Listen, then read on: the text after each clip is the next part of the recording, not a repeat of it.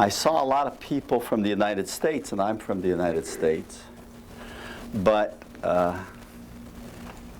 unlike most people in the United States, I have a lot of opportunity to come to Canada. And in fact, I don't know, I think I've spent a third of my time in Canada over the last 20 years or so. And you know, when you first start doing that, it seems like that Canada and the United States are very much alike.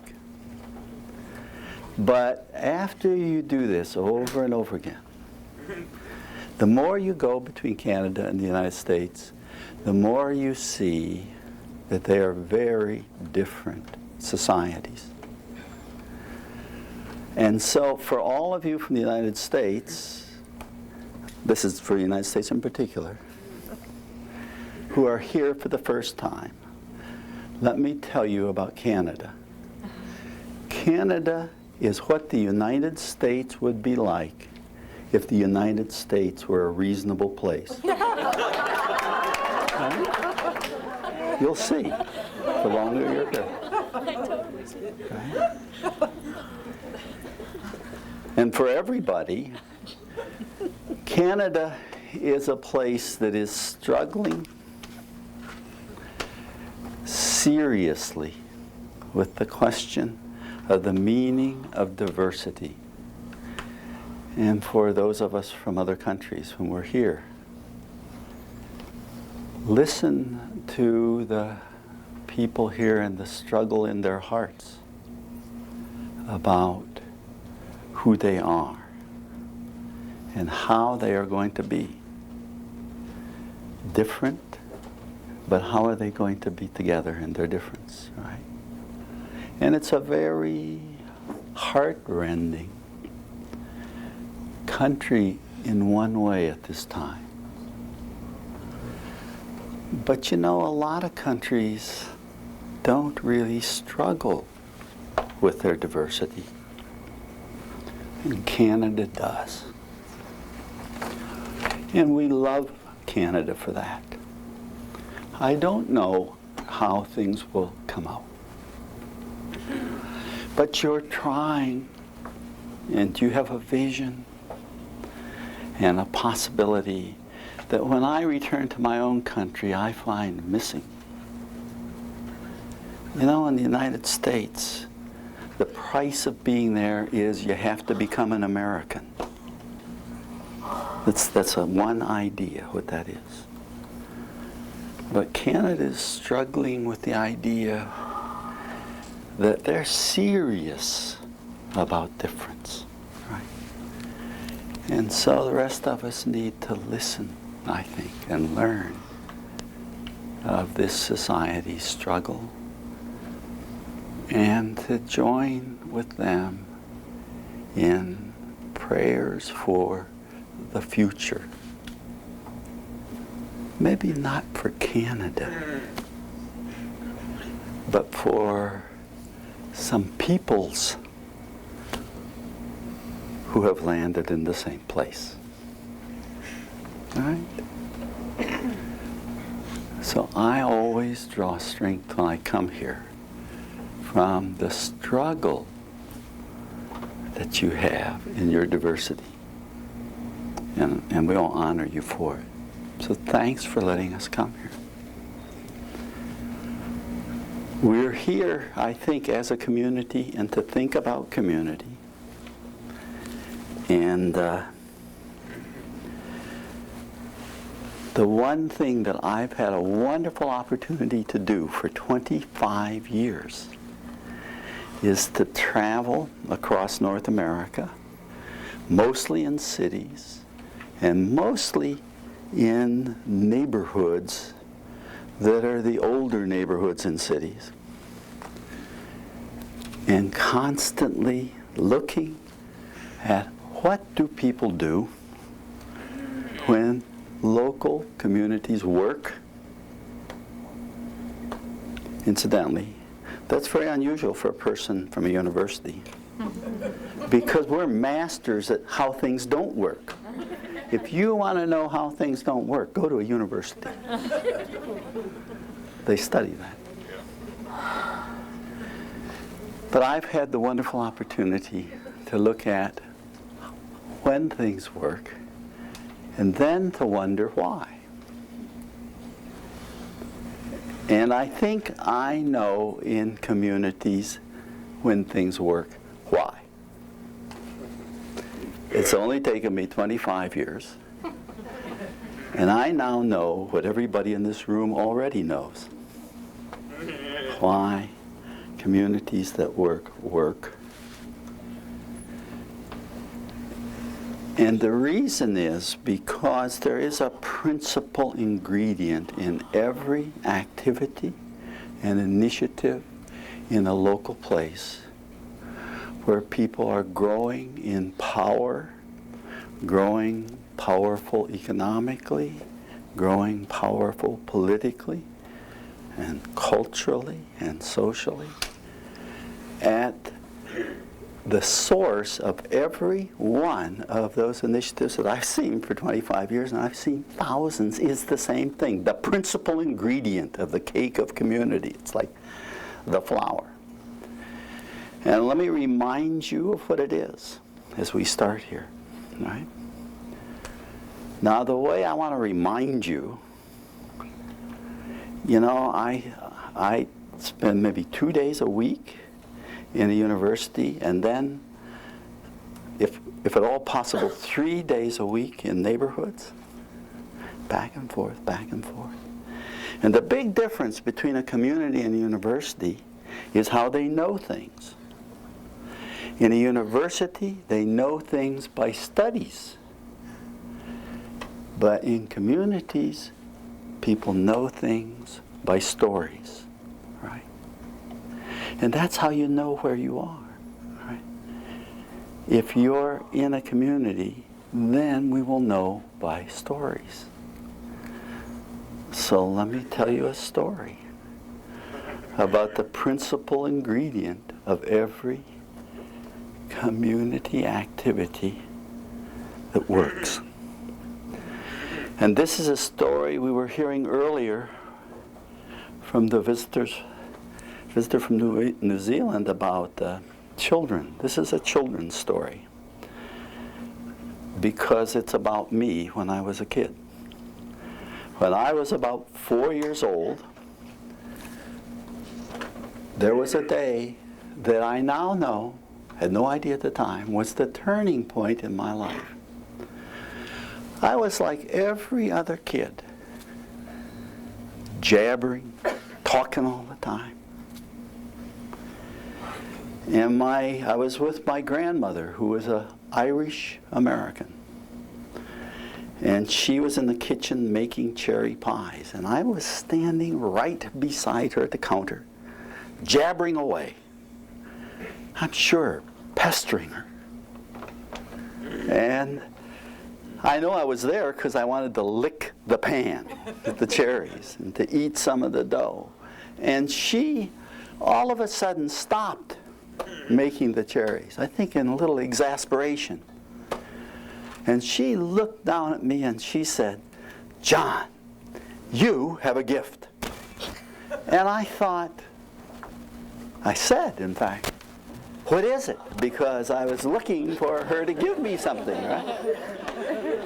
She says, "No, I don't have it. You have a gift." And I said, "Well, what is it?" And she said, "You have the gift of blarney." Now, for those of you who are not Irish American, you may not know what that means. There are people who would say from Ireland that means a golden tongue. But there are people who know better, who have other ways of describing exactly the same attributes, right? So it depends a little on how you look at it. But what I do know from my mother is that I was nothing more than a kid like all the other kids around me who jabbered a lot. But my grandmother believed I had a gift. My grandmother believed I had a gift, And I am a 64-year-old man standing here today, 60 years later, jabbering because of her belief. Because in my life, she was the most important person. And because she saw in me what she thought was a gift, she made my life. Everyone has a gift. And every single initiative I have ever seen in any neighborhood where community activity is successful is without question the identification and the magnification of the gifts of the people who are there. Right? That is the flower of the community ingredient. Everyone has a gift. Everyone has many gifts. So I would like each of you now to think for a few moments about what you think is your most precious gift. The most precious gift. And then I'd like you to share that gift with the person on either side of you. Tell what it is, so that we can have a gift exchange to start our time together and begin to discover the foundation stone of every effective community activity. Right? So, have you got it? You know? Okay, when you're ready, why don't you share it with the person on either side of you, each of you.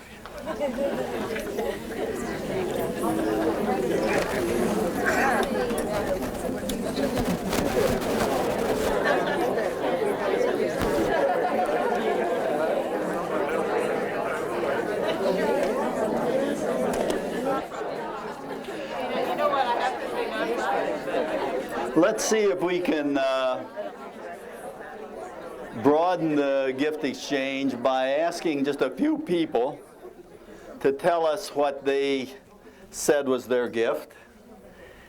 And Jack, I wonder if I could get you to write these up on the screen there. Let's see here. What did you say your gift was? Dealing with 13 to 15-year-old kids. Say, I didn't hear the beginning. Dealing with 13 to 15-year-olds.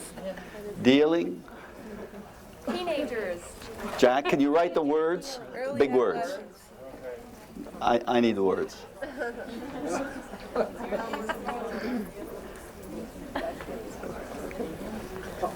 All right, let's see. Here's somebody who has a gift. Yes. The gift of communicating with others. Communicating with others. Let's see here. Here's a young, with older others. Let's see, here's a young man. Hello. I said that my gift was being able to make everyone in a group feel like they're a part of that group and just kind of making everybody feel like that they're a part of what's going on. Okay, making people feel like they're a part. Let's see here. Who else coming here? Nikki. What's your gift? My gift is sensitivity. Sensitivity. Sensitivity. Yeah, let's see. Emma, your gift.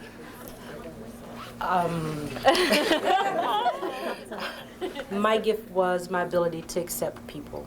To accept people. Okay. We have one on the floor down here. Yes. I don't know this will reach. They can say it. It was her idea. It's my idea. Right. Sorry. Fertility. Fertility.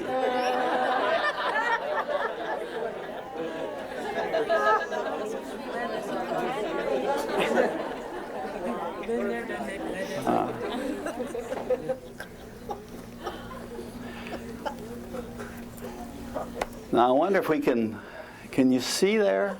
It's not, for those of you in the back, let me read this. And I'd like you to think with me about what this tells us about this group. Gifts. Dealing with young people. Making people feel part of a group. Communicating with others.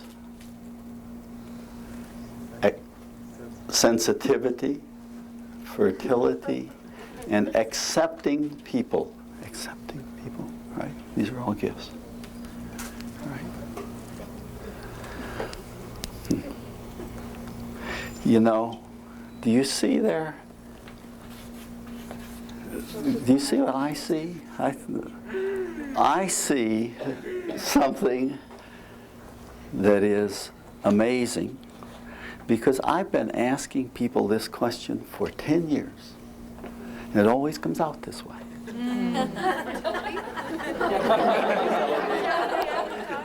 And by that, I mean,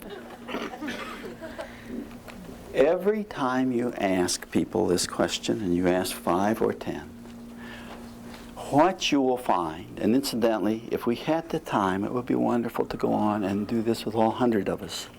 So it would be fully revealed. But you see there are 1, 2, 3, 4, 5, 6 gifts, and they are each different.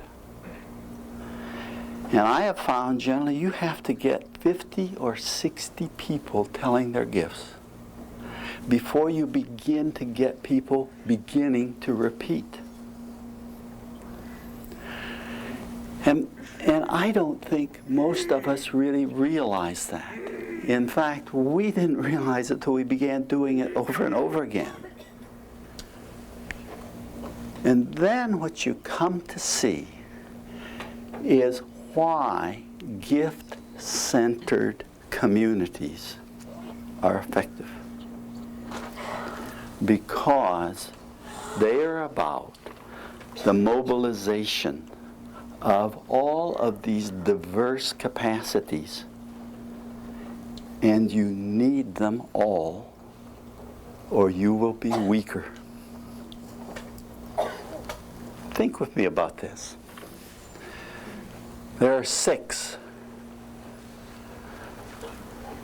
but we only have room in our group for 5. Which one shall we get rid of? Right?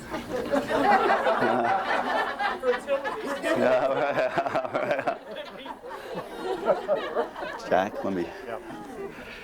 Shall we get rid of the person who knows how to deal with young people so that our work will never have a future? Or shall we get rid of the person who makes people feel a part of a group so that anybody but us will never join us in what we intend? Or shall we get rid of the person who can accept people so that we will express our fears and our limits? Or shall we get rid of the person who's good at communicating with others so that when we want to tell about our vision, we'll be tongue-tied and unable? Or do we want to get rid of the person who is very sensitive so that we can run over everybody when we move toward our vision? Or shall we get rid of people who have a deep sense of fertility, right? And who can remind us about renewal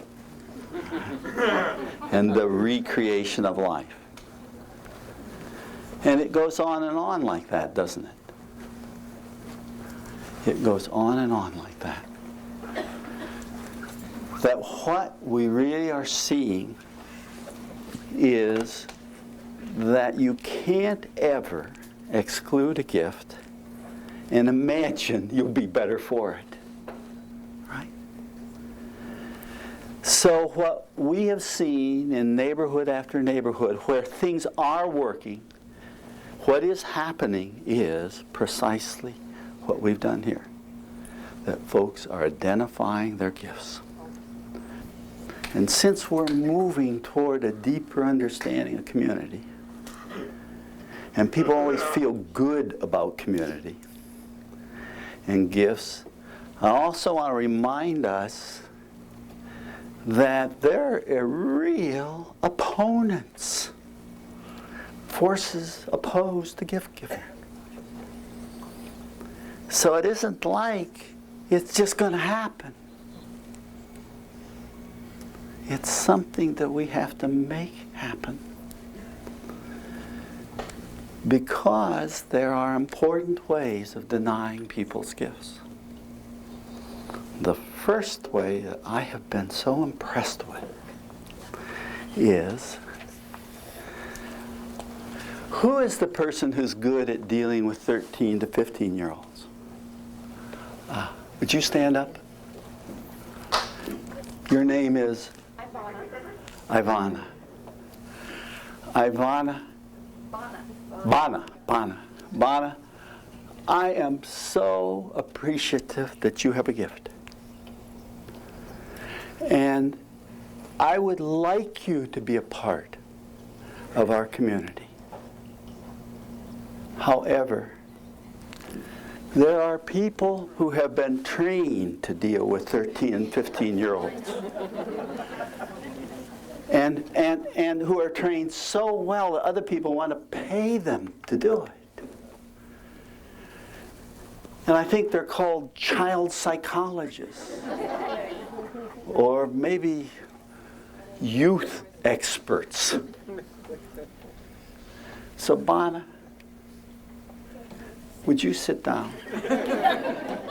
We don't need you because we have something better than your gift. Right?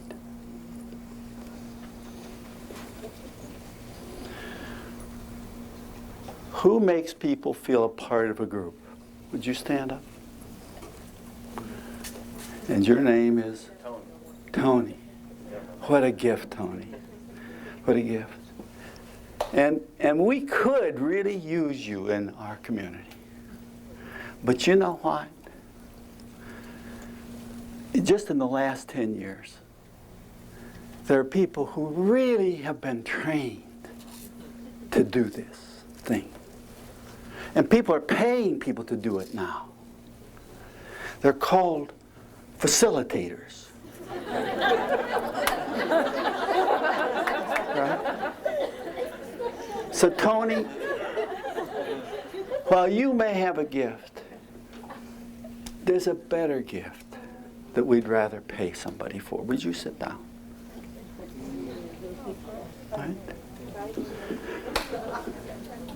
Are you with me? Are you with me? We've just found a way not to call on the gifts of two people.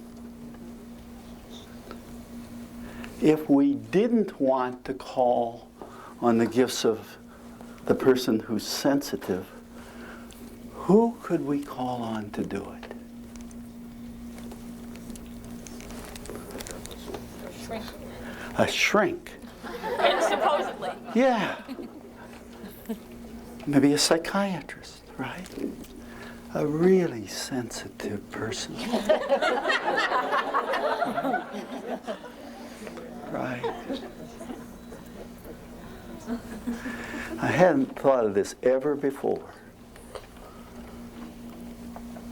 When I was a kid, there was a song that was not allowed to be played on the radio called Love for Sale. Famous song. Fertility. Maybe we could find somebody we could pay. Right? But I think you see what I mean, don't you? So one of the things that we found in the more than 100 cities and the hundreds of neighborhoods where we've looked at communities when they work is that when they don't work, what you have instead of gifted people exchanging together is a place that is full of paid people who say, leave the community to us. We are the paid people who know better how to care, how to serve, how to be sensitive, how to deal with old people, how to deal with young people. And in fact, although this isn't totally true, the weakest communities that we find are those that are strongest in the number of paid people who have taken over the gift giving. And now the community grows rusty, the gifts are not given, and the real meaning of community dies. And all there are is a bunch of individuals in a place being served. Consumers, clients, the saddest place you can be. Right? Incidentally, last week I was with a wonderful African American Baptist clergyman in Cincinnati, Ohio, who said to me, it says in the Bible, it is more blessed to give than to receive. And he said, all of these people we pay to serve us are stealing the blessing from us and taking it to themselves. For they are the givers, and we are the receivers. And so a community without people giving their gifts is surely unblessed, bereft. So that's the first thing we're going to have to be careful about as we go ahead. If we're really talking about community, is that there are just lots of people who are prepared to make sure you don't give your gift because they can do it better. And then the one other thing I wanted to remind us of as we go ahead is the fact that there's another way to keep people giving their gifts. Karen, ask me this question. Okay, how can you stop? Oh, no, ask, I'll tell you the question. Say, John, we've just met and I'll probably never see you again. Tell me about yourself. John, we've just met and I'll probably never see you again. Tell me about yourself. I'm glad you asked. Right? Let me tell you about myself. Right? I have, I won't do it. I could take off my shirt and show you this, but I have a great big red scar goes right down the middle of my chest where they took my heart out a couple years ago. Redid it, put it back. And I have a calcified right big toe. I'd show it to you, Karen, but you can't see it. It just, when the weather's bad, I limp. And then, as you probably have not noticed, I have this creeping disease back here. So what else would you like to know about me, Karen? You see, I have told Karen the truth, haven't I? I've told her the truth. Just like this glass.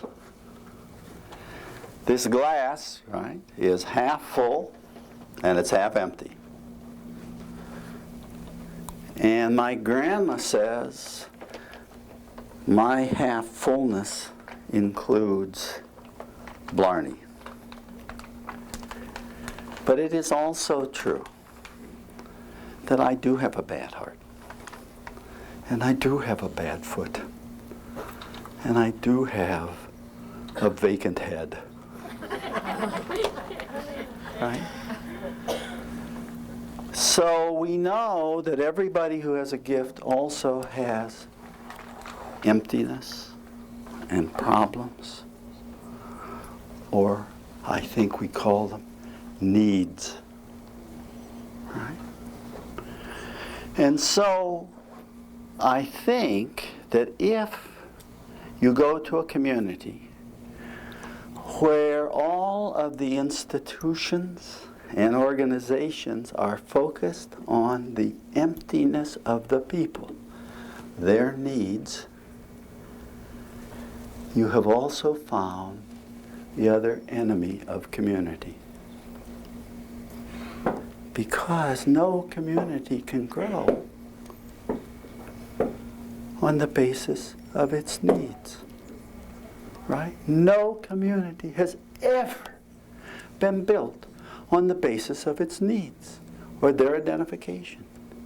Every community is built on its gifts. You know this. Come with me on a story of something I saw, but you've seen this. In my hometown, a little group called the Knights of Columbus was building a community center. It was a meeting hall for themselves, but they said they'd give it to us when they weren't meeting in it. Right? And I was home in my hometown. I knew the 4 guys who were building the community center. It was a 2-story frame wood house. And I want to tell you what I saw, because you each have seen this, and you see it not just occasionally, but every day.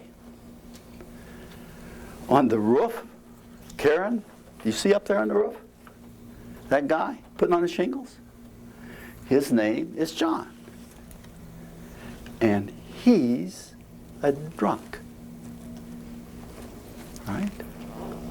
Now, I don't mind telling you he's drunk, because my town, there's 1,300 people in my town. You can't be a drunk and everybody doesn't know it. Right? Right? He is the town drunk. Do you understand? My town has always had a town drunk. Forever. It has had a town. Like we've had a mayor, we've had a town drunk. We have a place for this deficient man. Now in Madison, the big city, an hour away, there are people there who have been paid to know better than community people, who say that John is chemically dependent. But there isn't anybody in our town knows what that means. Because we have the capacity in our town. Where is that thing? Yeah, right? To say, we know about your deficiency, John, but we've got you. And we need a community. And we are quietly, culturally organized here to look at your gifts and ignore your deficiencies and needs. And in fact, every person who was building that building that day was a person who, if you wanted to focus on their needs, was a person with big problems. Right?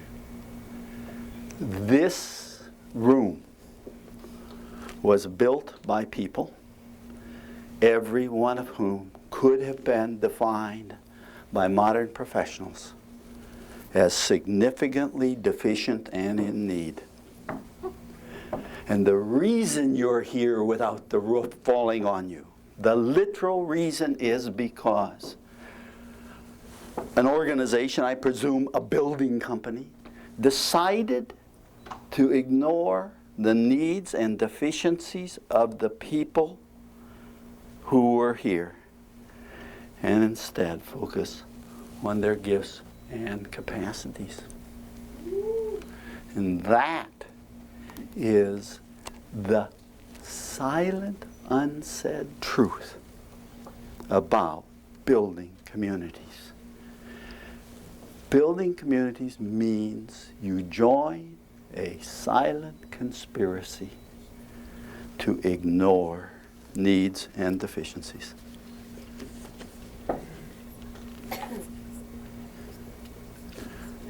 I went to the university in midlife, and they assigned me to a department that is in the United States rated the best in the United States of its kind.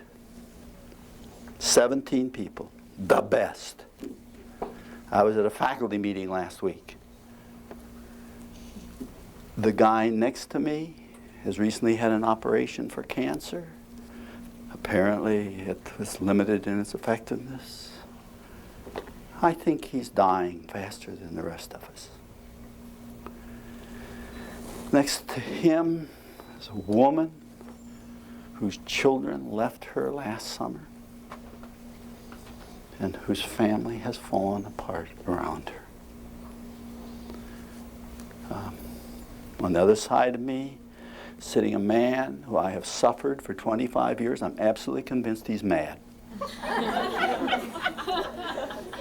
If a psychiatrist ever finds him, he's gone.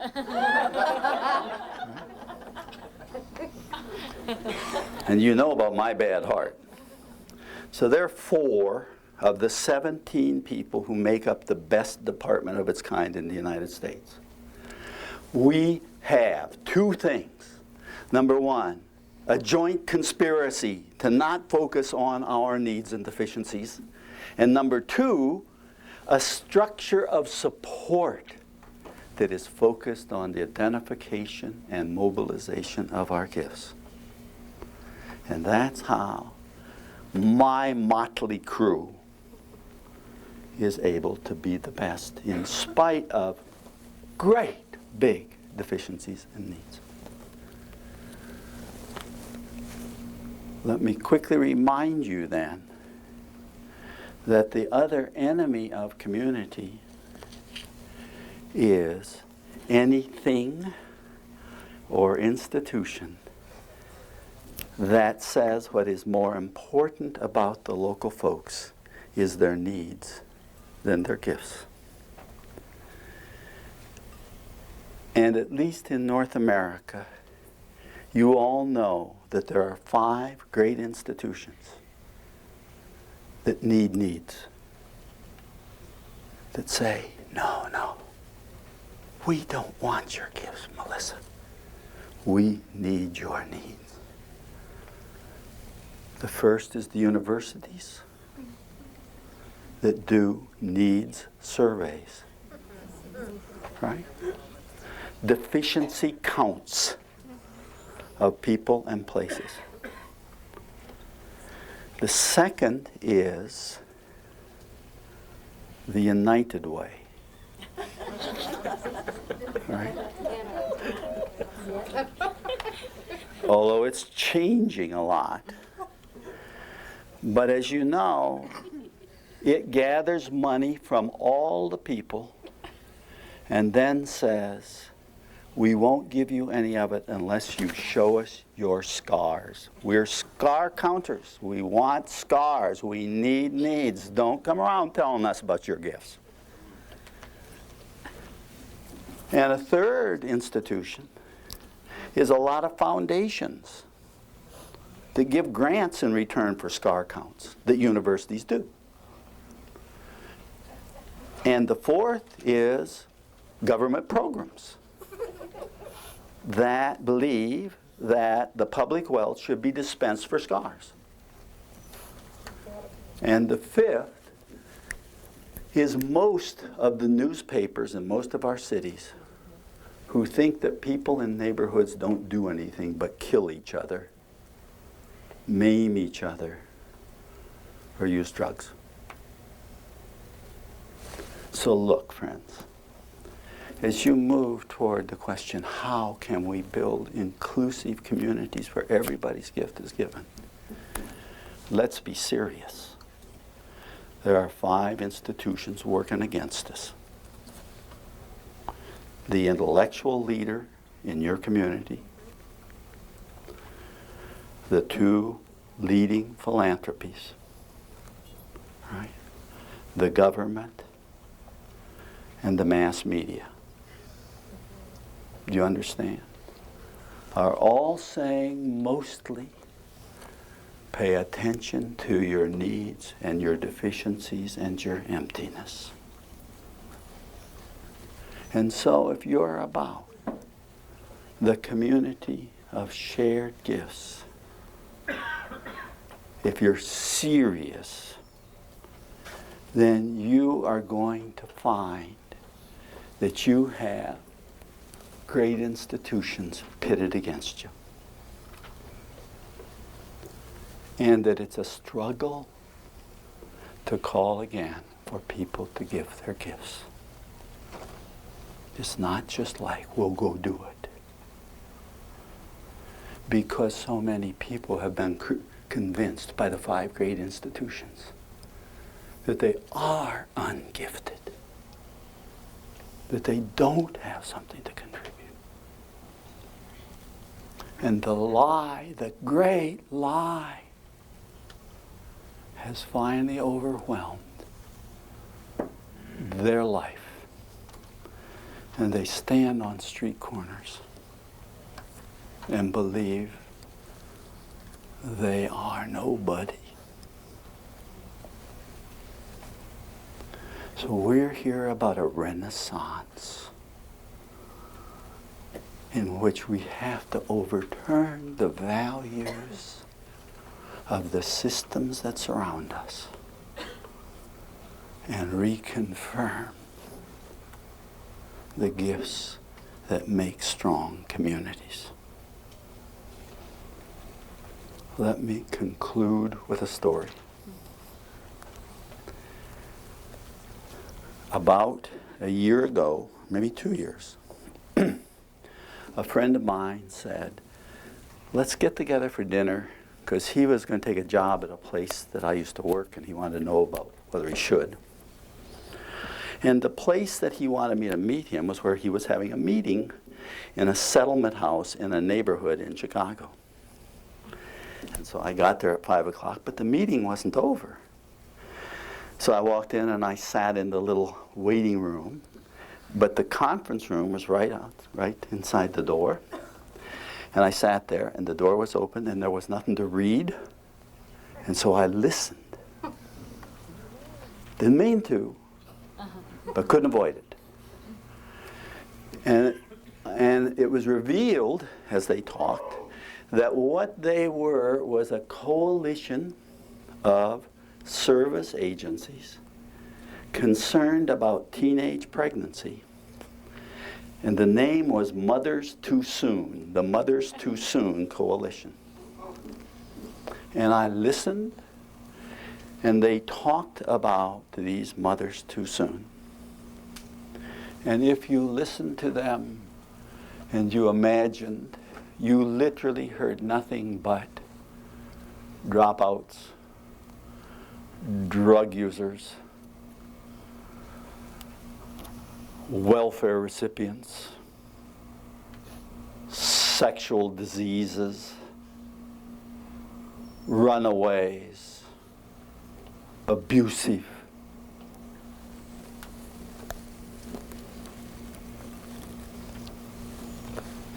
Right? They were a gathering of needers. And so they saw in these young women nothing but their emptiness. In the course of the meeting, in walked a young woman who was, I could tell by looking at her, exactly who they were talking about. I think she must have been 15 and she was pregnant. And she sat down there, and I think now I know that she was there as a client, one of the people in the room, waiting for that person. And so we were sitting there for a while, and all of a sudden she looked at me and she said, "Who are you?" And I was sort of taken aback. And I know now that she was a pretty forthright young lady. And I told her who I was, my name, and then she began asking me a bunch of questions about me. All kinds of questions. I think I'm the first person she ever met who was called a professor. So she had a lot of stuff she wanted to know about how professors make a living. And I don't think I convinced her that it was worth the money. But when she was done, out of courtesy, I suppose, I decided to ask her the same question. And I found out that her name is Jolene Taylor. And let me tell you about her. She is going to be the next Aretha Franklin. Great singer. And the reason she knows is because she is the only person in the junior choir at her church who has ever been allowed, much less asked, to sing with the senior choir and to solo. And whenever at Crane High School the kids are allowed to put a dance together, rather than the administration, they always pick her to sing out of the 6,000 kids. Right? So this is how she knows. And then she told me that about a half year before, she was walking down the alley coming home from school, and there, huddled up against the garage, was a sick dog. And she said, I fell for it. So she went back to the abandoned garage behind her apartment building. She got a cardboard box, and she went and she put the dog in the cardboard box and pulled the dog in the box all the way to her garage. And she built, with some leftover wood that was around there, a little house for the dog, like a kennel maybe. And she told me she brought it back to health. And it's their pet in the apartment now. But she liked that so much. She said that I always go home in the alleys now.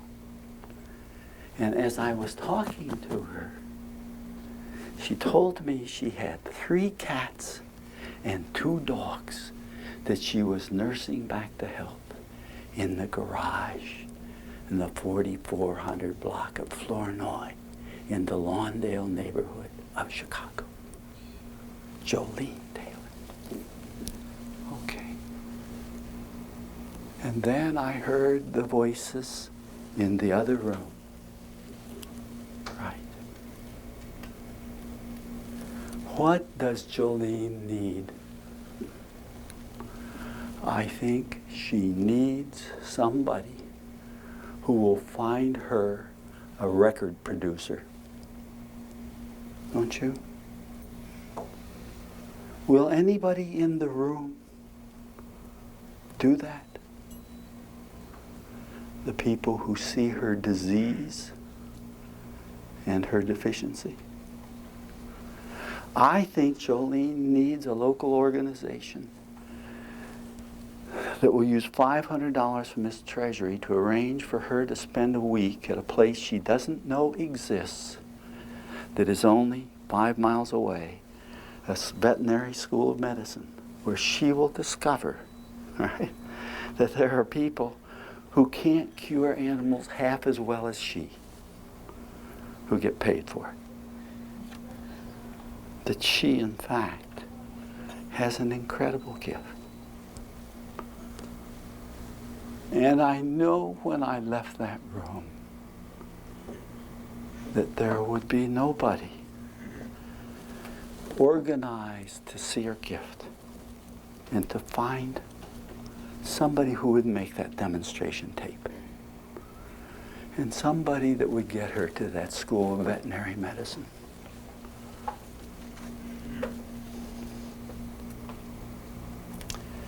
And I have thought so often about her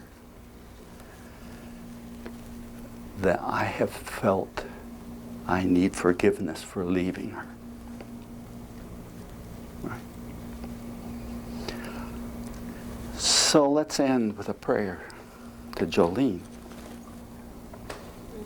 Forgive us, Jolene, for we have seen only your needs and your deficiencies. We have needed your need. Forgive us. Because what we need in our community and in our person, what we need is you, Jolene. We need you. Everybody has a gift. And we need it, or our life will have no community. And we will die.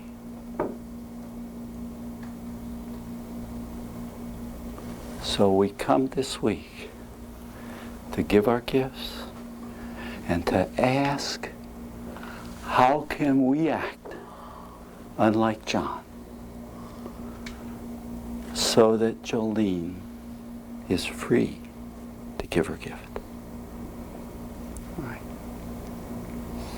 And we are not naive, because, unfortunately, regardless of intention, there are a lot of people who don't want her gift to be given. They want to fix her and treat her and teach her and alter her. And what we need is to love her and honor her and take the riches she can shower down on us and make them ours. So we're on our way to a real community. Right.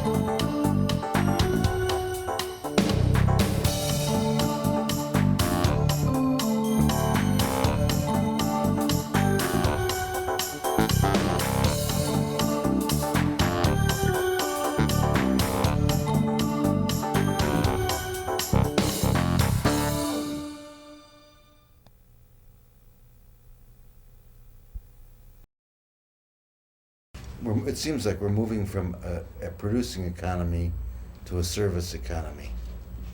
What's service?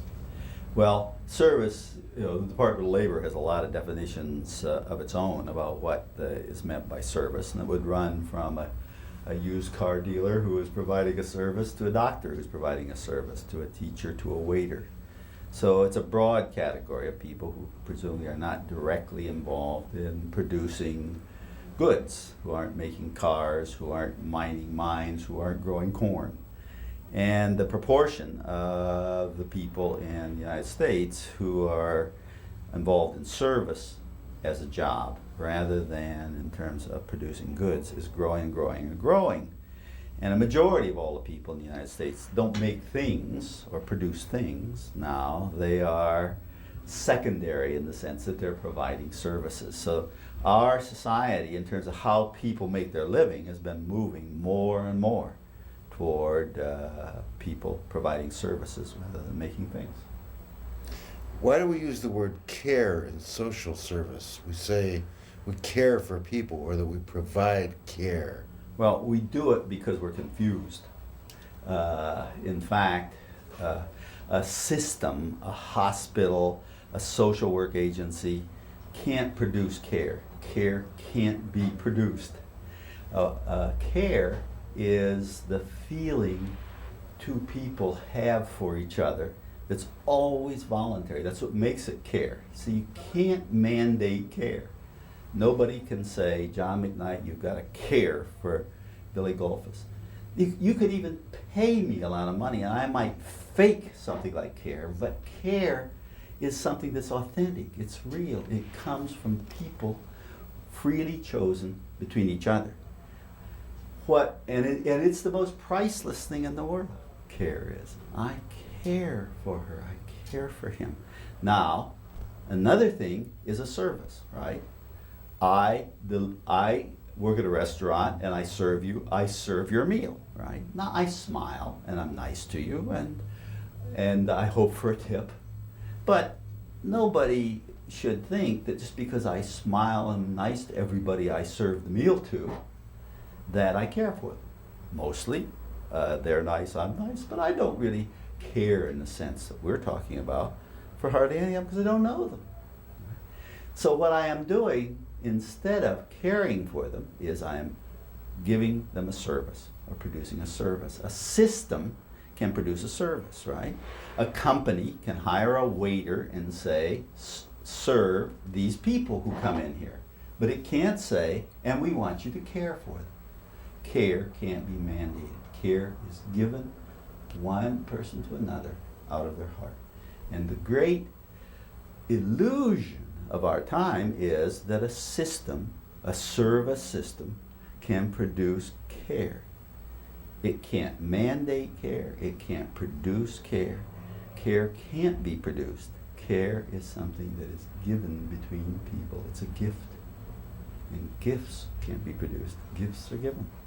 Right up that alley is a phrase that you've used, which is the mask of love for the providers. Well, you know, when I'm a waiter, if I deal with you in such a way in order to get your tip that I just exude apparent care, I'm an actor, you know, in order to get this tip, what I'm really doing is I'm putting on a mask of love. And what I think has happened is that we have a kind of dishonesty, fostered incidentally by administrators and policymakers who talk about something called Medicare. Now you know and I know, Medicare doesn't care. Medicare is a large system that sends out checks to doctors and patients for fees for a service. But all kinds of institutions that can't guarantee human treatment steal the word, this human word of care, and attach it to their system. And in that, they put on the mask of love, because my caring grows out of, in the broadest sense, my love for you. And so if I want to merchandise care, to sell care, which you can't, then I put on this mask of love to make it look like that's what I'm giving you. There's an old song I remember from my youth called Love for Sale. It's a song about a prostitute. It wasn't love she had for sale. What she had was a service. And let us hope someplace in her life there was some love, because her service had none. When we're talking about medical attention, you were talking about Medicare, you're talking about people that need some medical help.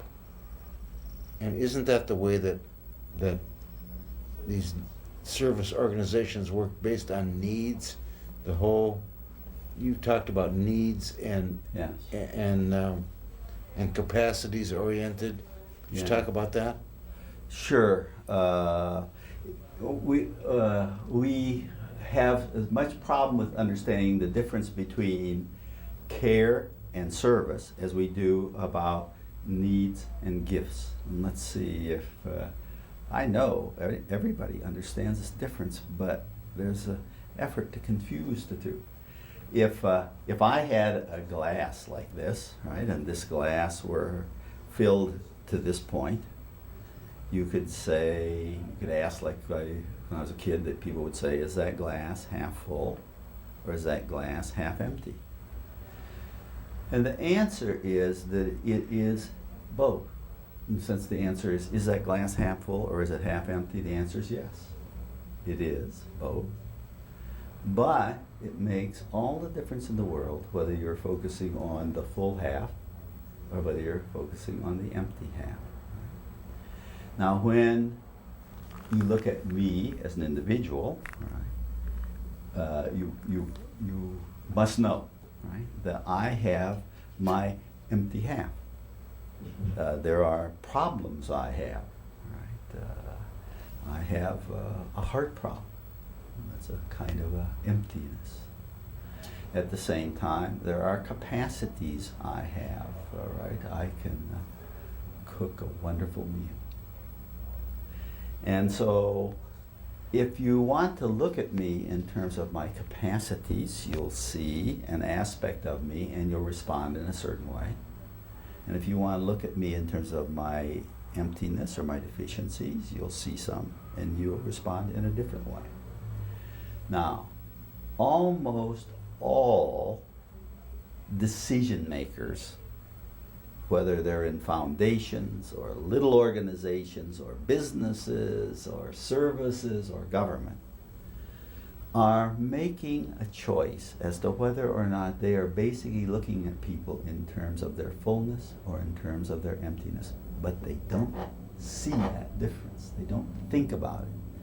And what's happened in the last 30 years in the United States is that we have focused ever more on people's emptiness and much less on their fullness. To make needs surveys. And needs are the name we give for your emptiness. If I can find out every problem you have and everything wrong with you and everything missing in you, then I'll call that a need. And once I have focused on your emptiness, then I can hire service providers to fill you up, to fix you up, to make you whole.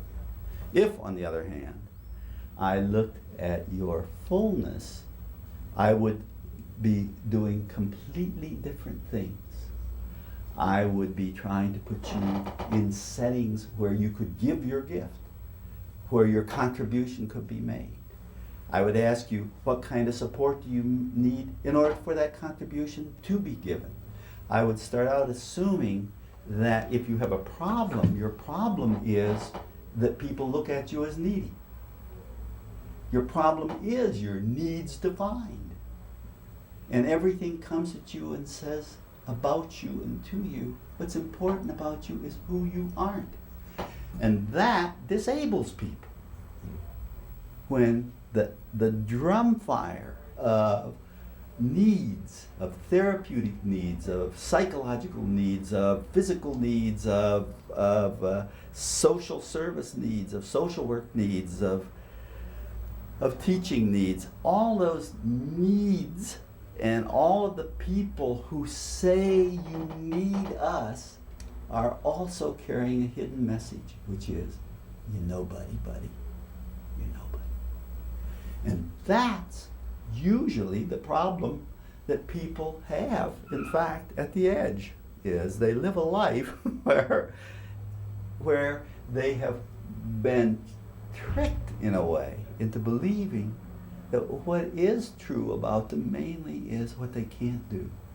What is true about them mainly is their problems. And so that's a needs-oriented set of policies and programs. The other side is a capacity-oriented focus that looks at my assets, my gifts, my capacities, my skills, and says, how can they be given? Where do you need to be? What support do you need to have in order to give those gifts? Would you like some examples of that? For instance, I was recently sitting in, waiting for a friend at a meeting of social workers. And these social workers were talking about, they come together because they're involved in a program to deal with young women, girls, probably under 16, who are having babies. And they call this Mothers Too Soon, this group. And so I listened to them talking to about these girls. And they were really, their description of these girls was one that really focused on their emptiness, on their problems, on their needs. And in the course of the meeting, as I was waiting for a friend of mine was there, a young girl walked in, and she obviously was pregnant, right? And she obviously was young. And so it seemed to me clear that she was one of these mothers too soon that they were talking about in terms of all of her problems. And when they adjourned, I had a chance, because we were just sitting together, and we started talking to learn about her. And what I found out about her was that her name is Jolene Taylor, and that she is absolutely sure that she is the next Aretha Franklin, that she can sing better than Aretha Franklin ever did, even though she's only 16.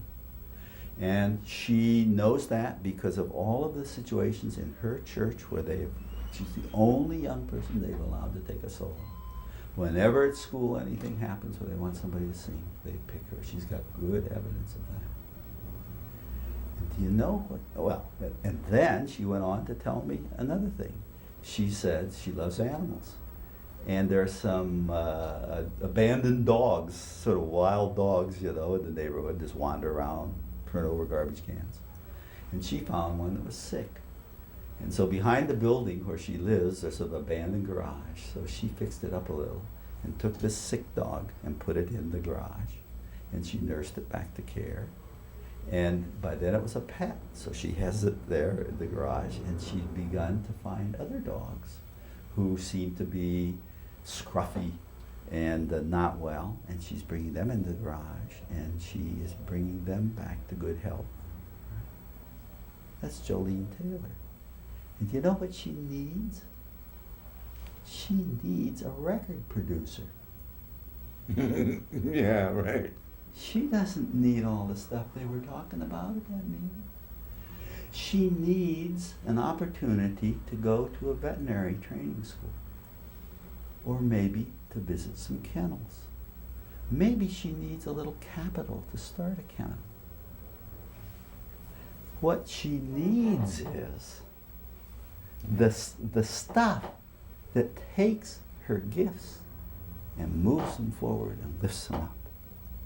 And what she's going to get is psychological counseling, Right. lectures on her sexual behavior, right?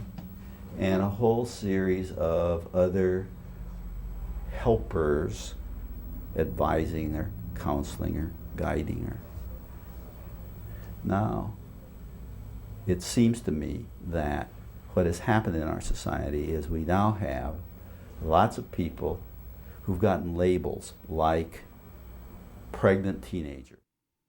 Have is people who've gotten these labels, these emptiness labels tagged on them, like pregnant teenager, or developmentally disabled, or ex-convict, or physically disabled, or single mom. The list goes on and on of people where the words we use about them tell about their emptiness. And therefore, the programs and resources we give them are services to try to deal with their emptiness.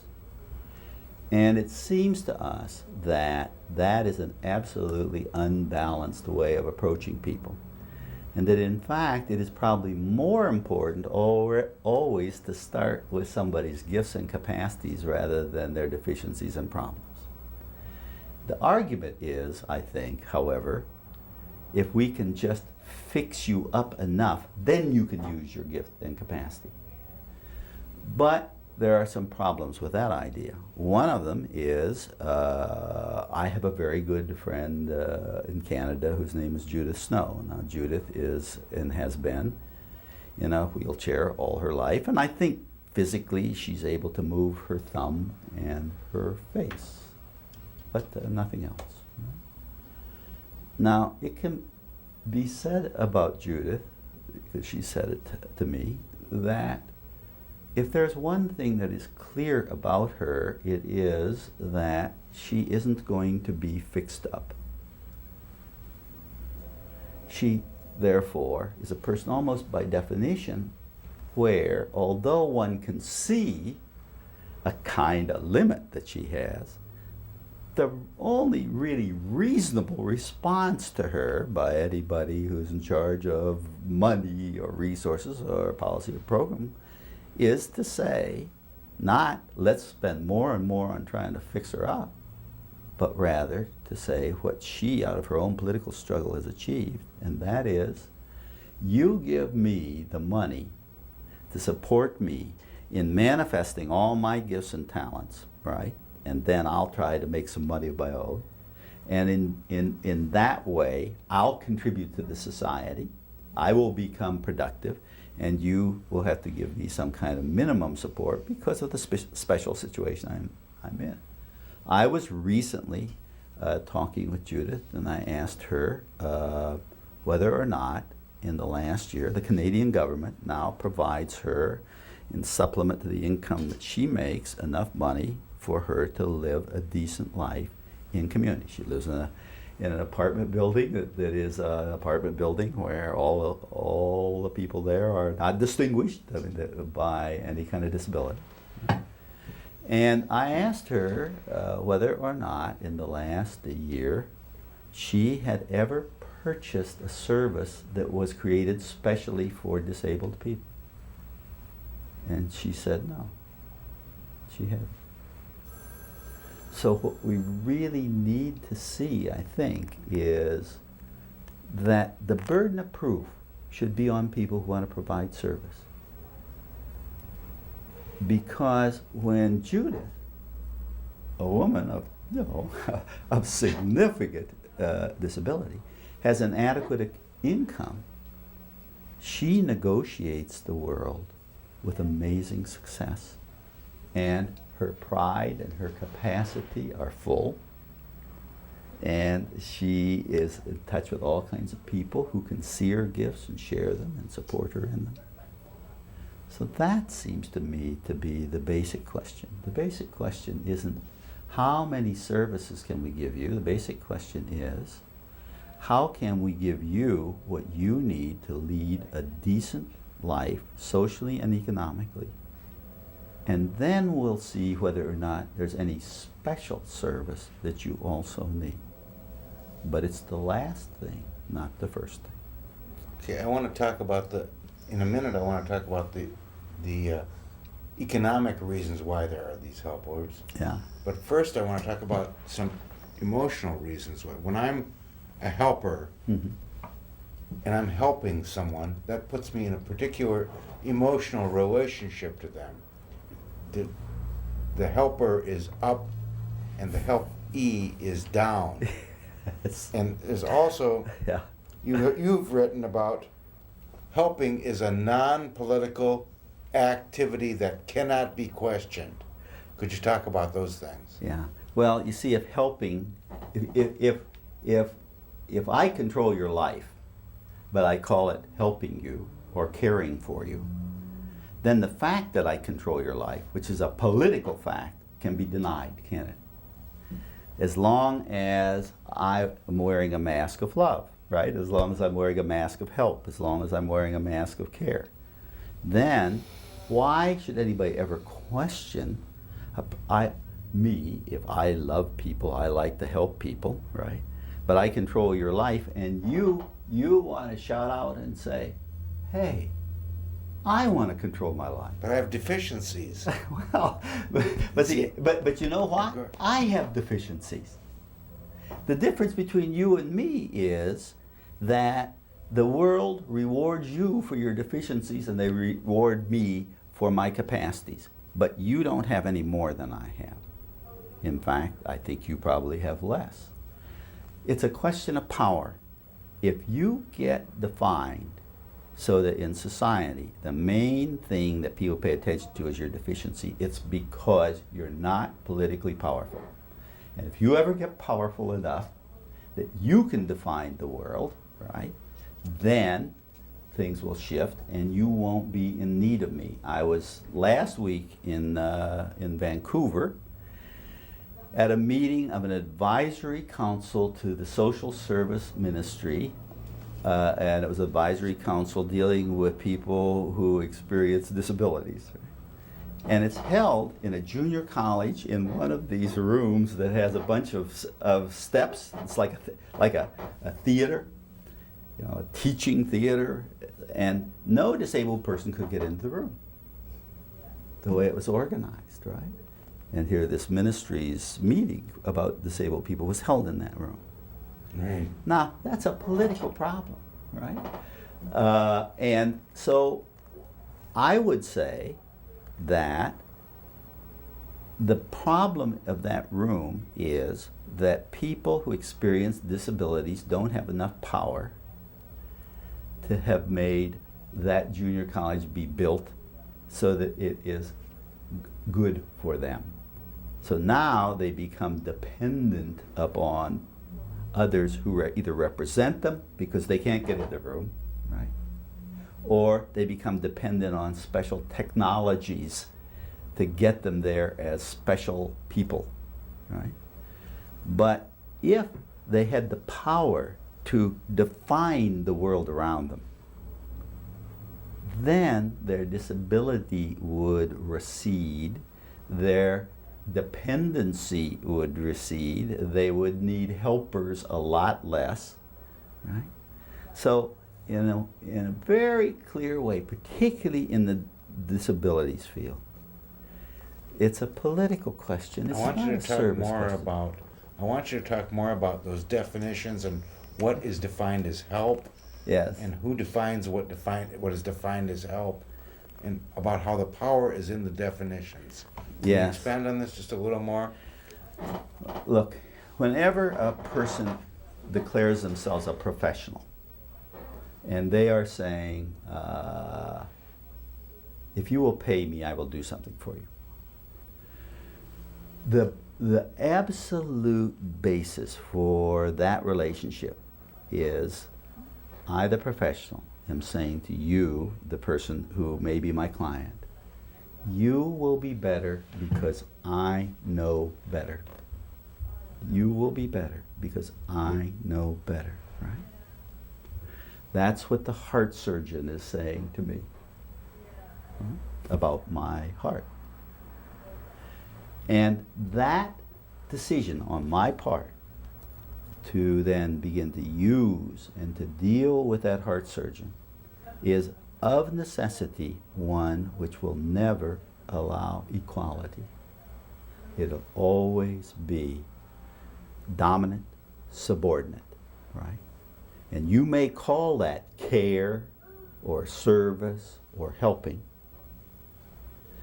but when you take the mask away, what it is one person saying, you will be better if you give your mind or your body to my control. Now, that is true in some circumstances. Right? I have had the advantage of a heart surgeon, so I know that. But it can come to the place in the lives of most of us, and many of us especially who get labeled, where that dependence is not needed. But we've got a bunch of people out there now who say, you will be better because I know better, therefore you need me. And as more and more of those people get created, They need to have more and more needs. You see, they need you. And one of the ways of understanding labeled people, people who get these deficiency labels, is that we have more and more people in our society who are labeled deficient because we have more and more professionals who need deficient people or need more deficiencies in people. They got to go one of two ways, more deficient people or more deficiencies in people. So you see this ever-growing effort to show that you and I are emptier and emptier, needier and needier, in order to have more and more opportunities for people who are professionals to enter our lives. An example that struck me several years ago is this one. I come from an Irish family. And when somebody dies in the family, right, everybody in the family comes together and they have a wake and they talk and they eat a lot of meals and they bring in the priest and they do rituals and they do chants and they go to the mass and they bury people and they continue together and they have a few drinks and there's their way, right, of dealing with this problem. They all have a problem. They all have a grief. They all have a need. And they know out of history how to deal with it. And then, about 10 years ago, I met a person who had just graduated from university with a degree as a bereavement counselor, a grief counselor. Now, there were, up to that time, 10 years ago, there were no grief counselors. Now, you have heard a lot about them since then, but there were none before that. And, in fact, I don't think 10 years ago there were a bunch of people in the United States sitting around saying, gee, I wish I had a grief counselor. Right? It wasn't something that was created by people's need, but in universities, like this one here, they think up deficiencies.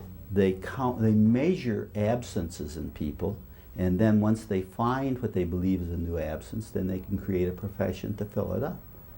So if this grief that we always dealt with by prayers and songs and family and care and grieving, if that really is a problem we can't deal with, right, then a professional can say, let me deal with it. The professional now can say to the family, to the kin, leave the dying to us. We are the people who know about dying. Don't come together as a family, right? Don't go over there to that church and sing all those silly hymns, right?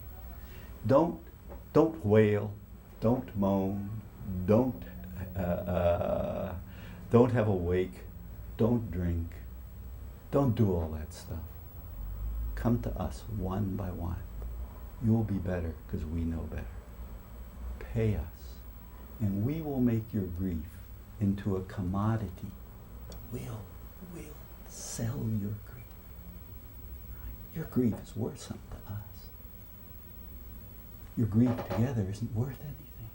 It's just the thing that holds the community together, but it doesn't have any value. But if we can come into the picture, we can make your grief worth money, not to you, but to us. And we'll help break the community down by replacing community ways with our ways and our expertise and making you dependent. You see? And that's the way it works. You're talking about community needs and about the way the community responds. Can you talk about, in some of your talking, you've talked about association, Yeah. in de Tocqueville, association. Hi. Could you talk about association and community? Yes. Community is a pretty broad and spongy and amorphous word. You can say, my community is the world, right? Or my community is the United States, or my community is the people I work with. So community, I don't think, is very helpful in thinking about something that's very definable. Something that is, however, definable, and I think perhaps more useful, is another way of talking about groups of people. And this is a way of talking about groups of people that was first in this country, the United States, written about by a young French count named Alexis de Tocqueville. He came from France and took a tour throughout the United States in 1831 and looked at what was happening here, and then went back to France and wrote a wonderful book called Democracy in America, in which he described something he had never seen in Europe. And what it was this. He said, in Europe, if we have problems, then problems are things that are understood and dealt with by lords, counts, professors, doctors, mechanics, people who are professionals, authoritative, right? He says, but I come to the United States, and you're out on the frontier in these little towns and even in the neighborhoods. What's happening in terms of problem solving is not those experts are dealing with it. But he says little groups of people come together. He says they aren't elected. Nobody appoints them. They're common people, everyday people. And he says 6, 8, 10 of them will come together and they'll discuss. They think they know what a problem is. They'll discuss how it ought to be solved, and they'll go out and solve it. And he said that is the great power of the United States over Europe, is these groups, small groups of face-to-face people acting as common people to solve problems. He named those people, those little groups, associations. He said those are associations, and an association, by his definition at least, is a group of people acting as citizens. That is, they are making a solution. They are creating a celebration. They are not consumers. You can't be an association of consumers by his definition, or of clients, because those are people who are dependent on others. An association is people who come together out of their common intelligence, and they're not dependent, they are interdependent. They are creating a new world, a new way. They are solving problems. Now, that kind of an association, and many of them make up what we would define as the community. The community is the space where families, kin, neighbors, neighborhood, and the associations of citizens interact to support each other, to discover the gifts, to magnify the capacities, right, and to solve problems. You had used the word to describe the client coming from the Greek, right? Yes, right, all right. Associations are made up of citizens. Citizen is the word for the most powerful person in a democracy. It's a political word about maximum power of a person, right, in a democracy. Right? Dictator is the word for maximum power in a not democracy, but it's a political, powerful word. Client is a word that comes from the Greek, and it means, in its Greek sense, one who is controlled. So the client is the exact opposite of a citizen. A citizen is one who is powerful and controlling. A client is one who is controlled. And in this case, we mean controlled by an expert or a professional. A society made up of people who are almost all clients is a society which is destined to collapse as a democracy. Okay. I want to know about people, why we have trouble providing help because the population is concerned about welfare fraud and that kind of thing. Yes. Well, what I think happens is this. When you get a person who is defined as mainly deficient and you surround that person with a world of servers and helpers and experts, right, what has happened is that you have created a new environment for that person. And that person will know more about the rules of systems and professionals than they will know about how to grow potatoes or how to make a house. Right? what they know about is this new world created for them by the people who are helping them, and I would say also probably creating their dependency. And so if you had to think about yourself in that kind of situation. Here you are, where every place you turn, there is somebody saying, "Hey, I know better than you do. Hey, I know better than you do. I'm hey." a disabled person. Yeah. I'm on all these systems. Right. I'm on Medicaid. Yes. I'm on Medicare. I get food stamps. I know, Yes. of course. And they're all telling you, Of course. they're setting a boundary around you. Now, the average independent American would feel absolutely stifled if they had to live in this world of people who know better than they are. I feel stifled. Right. And I think that what we mean by welfare fraud is a person who is like most other people trying to break out of the rules around them. You know, we encourage this for middle class and upper class people. Be independent, be creative, do your own thing, be an entrepreneur, right? But if you live in a world where you're surrounded by services and programs that know better and tell you all the time, it is probably the people who are creative and independent who are saying, "Hey, I'm going to break those rules." Right? Just like the people who really get ahead. I think about Dr. Land, who created the Land camera, right? With a few great recent photographic inventions. He broke the rules, right? He did that. And so we have a lot of people who aren't willing to live within the boundaries of dependency. In a way, if we could give people a way to use that creativity in some other direction, I think the main thing it proves is they've got it. Those systems seem set up in such a way as to keep people on them. Why is that? Well, yeah, I think there are two reasons. The first is that, after all, the people who work in the systems always need people to work on, right? So they have a motive to keep people within the system. If I have a job helping people and they all get helped and it works, then I'm out of a job. So the first thing is, helpers don't necessarily have a great motive to get out of or get rid of all the A people. brain that want damaged help. woman I know, Janie, just used to say, as long as I don't have a job, as long as we don't have a job, then they've got a job. That's right. That's right. Exactly.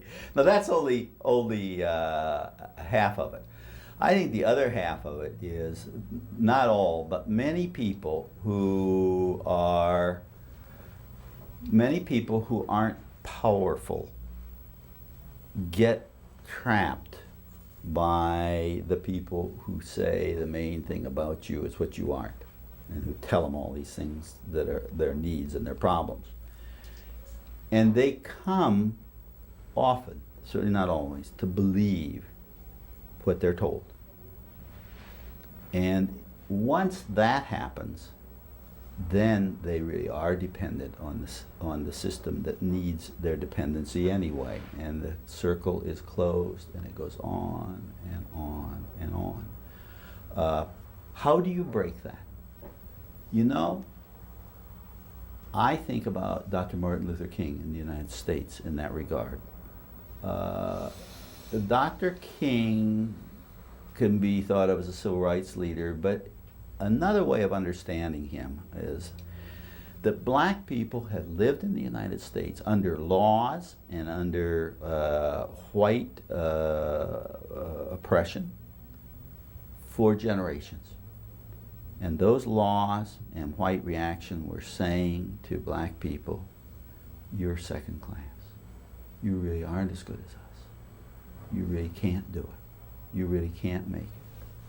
Every day, in 1,000 ways, all those signs of segregation, all of those exclusions in the North, were telling people over and over and over and over again. And it continues today. You can't. But Dr. King came along, and he knew that the first thing you had to do is to deal with the insides of the people who had been oppressed. They had to throw the oppressor out of themselves before they could push the oppressor outside. And so a lot of the civil rights movement was about affirming the value and worth of black people and the black community and its tradition and its history. And even the Black Power movement was just exactly about that. And in that, it was, I think, absolutely necessary that affirmation that we are somebody, we are somebody. We are, Dr. King would say, God's chosen people. Once you believe that, then you can go on and push back the oppressor and create your own solutions. Right? But the struggle is two places. One is against people who provide control in the name of service, but the other is the people who have come to believe in their deficiencies and the importance of their deficiencies. And they have to struggle to break off that barrier. And incidentally, we see that going on all over. The women's movement is significantly about women saying, we are people of fullness and capacity. The People First movement in Canada, people who've experienced developmental disabilities, is another movement like that. The Alcoholics Anonymous movement even is another one where people are saying to a bunch of professionals in the chemical dependency field, in a sense, they're saying, hey, we don't need you, we need us. We need to discover among ourselves who we are and our power and our capacity. And that's the start. All empowerment starts with people coming to believe within themselves that regardless of that label is not who I am. I am Mary, I am Joe, I am Sam. And I would say, not alone, but with others in association, we can make a world that fits us rather than the world that these systems try to fit us into. Okay, it seems to me that of the helping professionals, there's a sense in which they try to be like doctors. Like, we're helping you, but they don't have the Hippocrates Oath. Yeah, right, yes. Which has that first, the center nugget of the oath is, Yeah, do no harm, right. The doctors take an oath when they finally complete their training, and it's produced by a famous Greek, the first doctor, so at least we say is the first doctor. And it's a long oath saying a lot of things you ought to do. You ought to be a good person, etc., etc. But that concludes by saying, this above all, do no harm. And one of the things that doctors generally do know is they can do harm. There's no doctor nor no other person who believes that if somebody takes a knife to you and slices you open, but what that may do as much harm as good to you, right? So doctors understand that there's a balance there. But most other people in the social services don't. They think that what they do either helps or the worst it does is nothing. But they don't see that it can hurt. They don't see how it can erode the self-confidence of people. It can take the focus off of people's gifts. It can push the community out of the way, and it can take money away from people who need money and give it to people who don't. okay, I feel like we've basically covered most of the stuff. Oh, I can't imagine another thing. Right? Yeah, yeah, right. Yes. No, that's what I was Very gonna ask. good. You really got it. I would love to. Could I read have your a stuff. copy I of read this your thing? stuff, of Sure. course. Yeah. Sure. Of course you can have a copy. I mean, just of this. Yeah. Of course you can have Great, a copy. great. Let me give you a Did copy. you?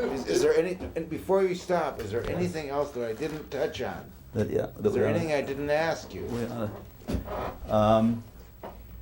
Is there? Is this focused sort of especially on people with physical disabilities? Doesn't necessarily need to be anything, Yeah. It doesn't necessarily need to be. Yeah. Yeah. Let's talk about the money for a Okay. minute. All right. Okay. Good. here at the Center for Urban Affairs and Policy Research, where I'm employed, several years ago, we did a study trying to find out how much money was appropriated for low-income people. And specifically, it's programs for low-income people, and how much money was appropriated by the federal government and the state government and the county government. We did that for Cook County here, where Chicago is, and so we found out how much money reached Cook County. And then we found out how many low-income people there were. The federal government has a poverty line, so you can figure out how many people are beneath it. So if you divided the amount of money that came into Cook County by the number of low-income people, it turned out that there was about $6,300 for every child and woman and man in the county who is low income that had gotten here. This is not a question of whether the administrators or bureaucracy on the way down got it. It got here, $6,300 for every person. Now let's take a mom, a woman who doesn't have a husband with her now. She has 3 kids. At that time, that would have meant she'd have had about $25,000, which at that time would have been about the median income. So if she'd gotten the money, she wouldn't be poor. But then we looked at how was the money spent, and we found out that 63% of the money was spent for services, and she got 37%. So she ended up, at least on this statistical analysis, getting $8,000 in cash and $17,000 in services. So she indeed became poor. If you try to live in Chicago on $8,000 a year with 3 children, you will be degraded, you will suffer. But the rest of the money in general went to people who are providing services, medical Went services, to the helpers. medical services, social services, those helpers, yes. And so that we go back to Judith Snow. Judith Snow has managed in Canada, right, to get the money rather than the helpers. And once she gets the money, she can buy a helper if she needs one, right? But it gives her the freedom to express herself, to create, to become active, to not be a client, but to be a citizen. And I think that what we see in this case, in terms of low-income people, what we call welfare, is legislated poverty. As we legislated enough money for a decent life, but we legislated it in a way to ensure poverty. And the way you do that is give 1/3 of the money to the poor people and 2/3 to the helpers. That's Certainly the way it is with the disabled. Yes, I just don't have as clear data about disabled people, but one thing that I have noticed in meetings where there are many people who are disabled is exactly the same thing. It seems to me that I'm not one much focused on people's deficiencies, but if I had to say the most common characteristic I notice of people who've gotten labeled disabled, it is their wallets are light. And it shows in their mobility, it shows in their clothes, it shows in their opportunities. So I'm sure the same thing is true of most labeled people. Let me tell you about the reverse of this, however. Let me tell you what happens when we decide that we want to help people that we really care about, rather than people maybe of another race or ethnic group or physical ability or behavior. And in the United States, you can find out what we do when we develop programs for people we care about. And the most effective program ever created in the United States was created for people we care about. It's called the GI Bill of Rights. After the Second World War, we had a whole bunch of young men come back into society, and think about these young men from a deficiency perspective, right?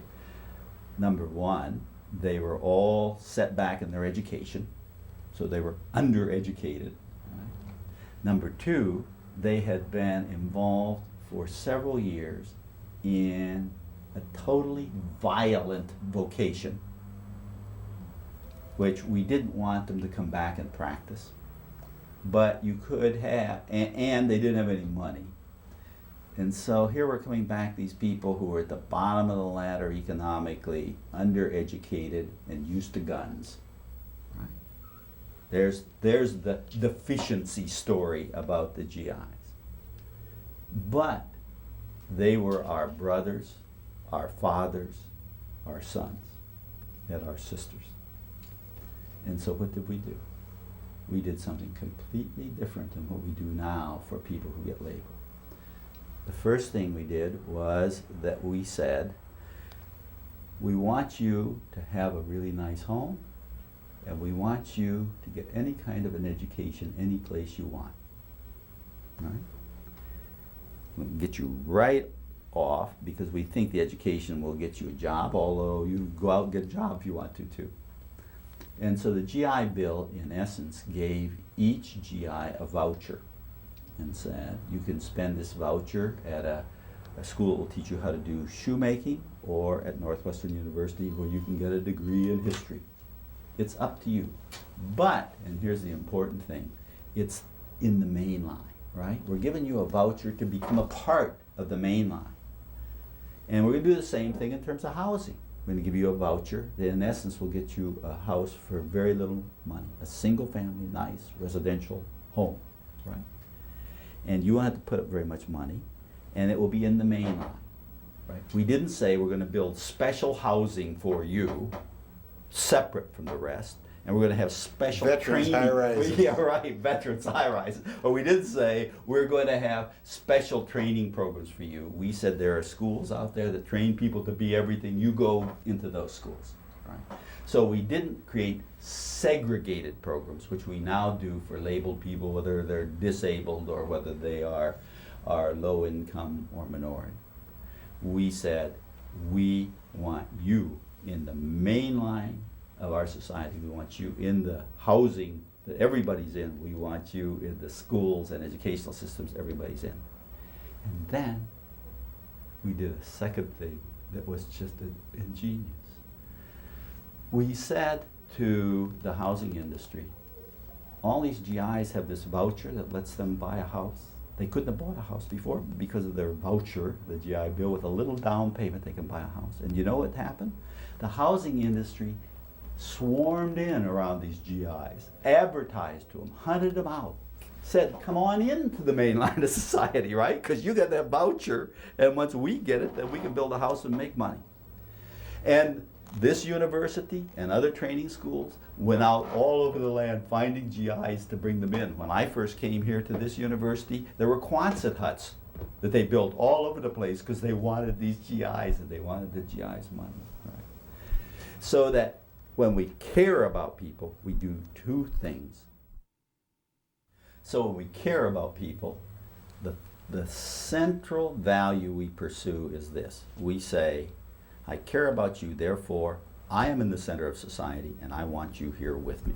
And that's the mark of a program for people we care about. That is, for whom our heart reaches out. And then we did it in two ways. We said, so I'm going to give you the economic capacity to live next door to me and to go to school with my daughters and children. Right?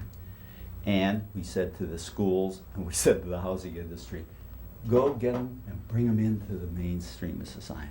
Go get them and bring them into the center. And our great tragedy in this country began to develop in the 50s and then got going in the 60s when we began to say about people who were different than the majority in some way, say to them, we want to do something special for you. We'll do something unique for you. We'll do something separate for you. Special. Right?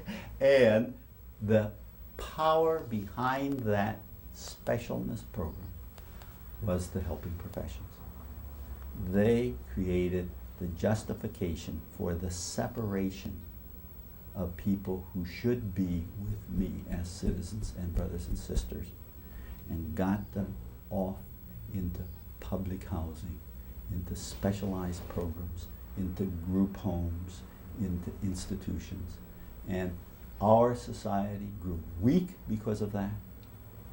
And our road to power in this society is through our associations to reach out and bring everybody in, and to have the government's policies be like the GI Bill that support people coming in, so that Judith Snow can live next door to me, right? And she can be a part of the group that I'm a part of, and I can get the benefits of her insights, and she can get the benefits of my experience. One quick one, which is, you're not saying that the way that low income or disabled or anyone on the periphery is treated by the professionals is coming from a conscious prejudice or anything like that, I don't think so. No, I think it's been my observation over the years that generally conspiracy theories aren't accurate. You don't need a conspiracy to create the architecture of services and separation that we have. It grew, I think, rather naturally from people thinking more and more that they had more expertise, that they were better trained, that they could help people, that they could fix people, focusing on the deficiencies. I think it grew as expertise and professionalism grew, so dependency and exclusion grew. I have one other one.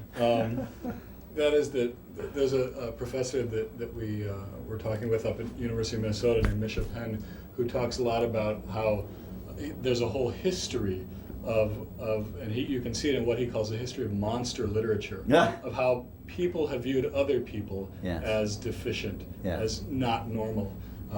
For example, it goes back to 16th century Spain, the debates about the American Indians, whether they had souls even, or whether if they didn't have souls we could force baptize them. Right.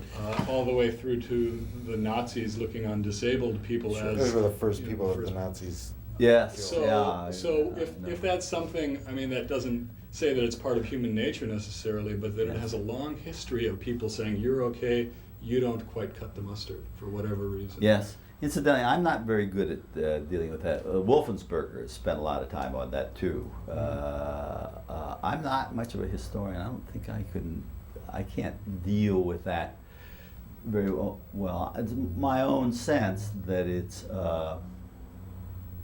I'm not a utopian.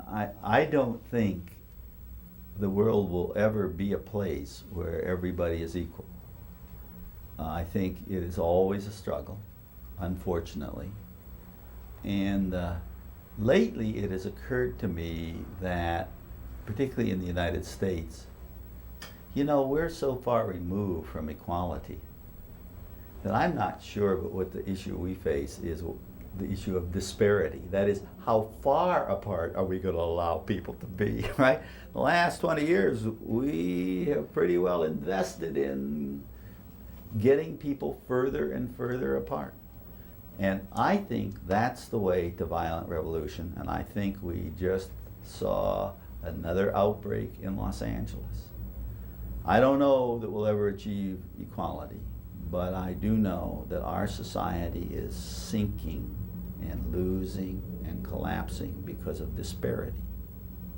Right? And that particularly people who have become dependent upon services are now clearly people who are, by power and income, part of the people at the bottom.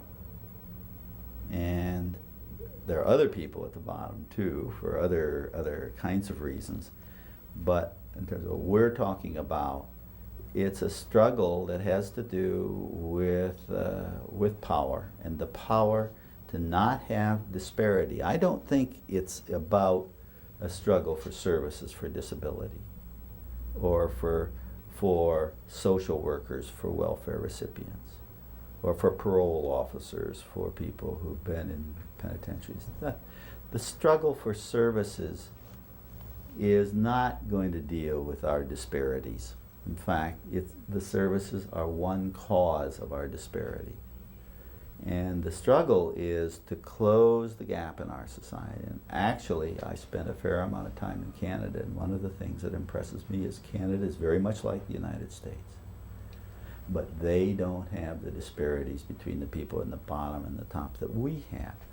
And I think that that is the great American disgrace, but it is also the great American opportunity. Whatever these election campaigns may seem to be about, the real American dilemma is how far apart we've allowed our people to become, and at the beginning we weren't, excepting for the people we classified as slaves. And now we're creating a new serfdom of clients. And that is going to break us. We can't afford these careless services. We've got to get people in association with the center of society and with the income to live lives with a decent set of options.